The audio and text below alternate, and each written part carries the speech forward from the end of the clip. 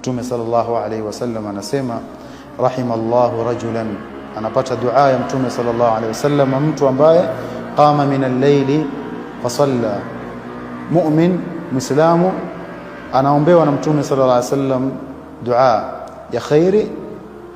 Mwenye sifa gani? Qama min al-layl, bwana ameamka akaswali usiku, thumma ayqadha imra'atahu, akamwamsha mke wake. Fa in abat, akikataa kuamka kuswali au kusimama kwenye ibada, nadhaha fi wajhiha alma, kumfanya nini? Kummwagilia maji kidogo. Huyu anayefanya hivi rahimallah, Mtume anasema,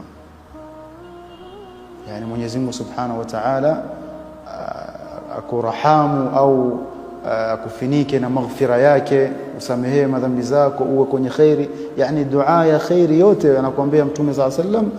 Mume ambaye ako na sifa gani ya kuamka usiku, lakini hakutoshelezeka hapo, akamwamsha bibi yake, hakutosheka hapo, amekataa bado, akafanya nini?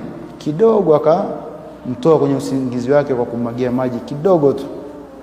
Usimwagie maji nyingi ukaleta vita, maji kidogo kwa ajili ya kumwamsha na yeye asikose hiyo khairi.